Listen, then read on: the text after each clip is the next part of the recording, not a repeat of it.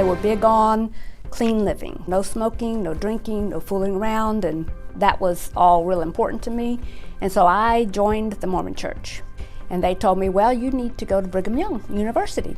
It's all Mormons, there's strict codes of conduct. And so I was out there for a couple of years. During that time, my dad got sick and passed away. And so I had changed my major twice and decided I needed to come home and take a semester off. We owned a family business. I started working during the 4 months that I was home. Met a guy who had just gotten saved.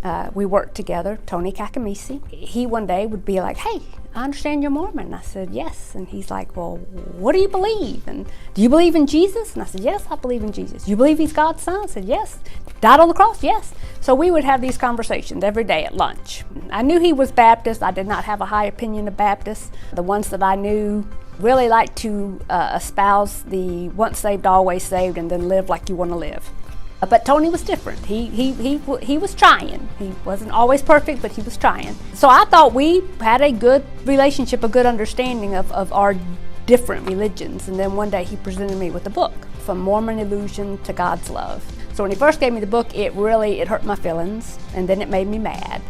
And then I decided, okay, you know what? I'm going to prove to you that this is exactly like I've been told. It is half-truths and it is lies. I was teaching a class at the time at the Mormon Church, and so I had access to their library.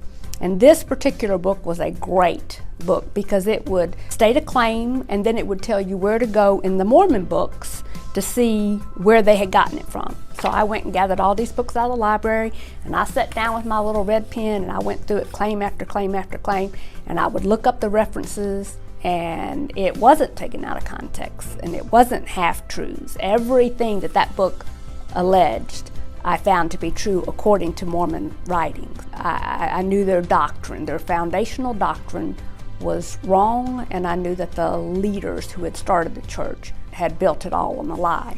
So I went and told him I could no longer be a member of the church. Tony invited me to start going to his church, and so I started going to Bellevue Baptist with him, and Dr. Rogers was the preacher, and he was a great preacher for someone who, as I like to say, it's like Romans 10:2. I had a zeal for God, but it was not in accordance to knowledge. Essentially, when I went to Bellevue at age 20, I was still like a brand new baby Christian. There I grew by leaps and bounds. I went to the Passion Play.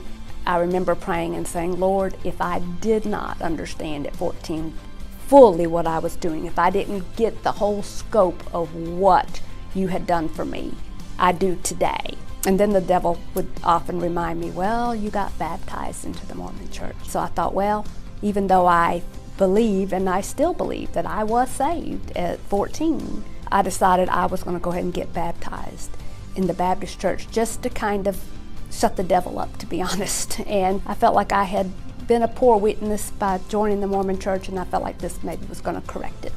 My name is Debbye Caccamisi, and that's my faith story. This is my story.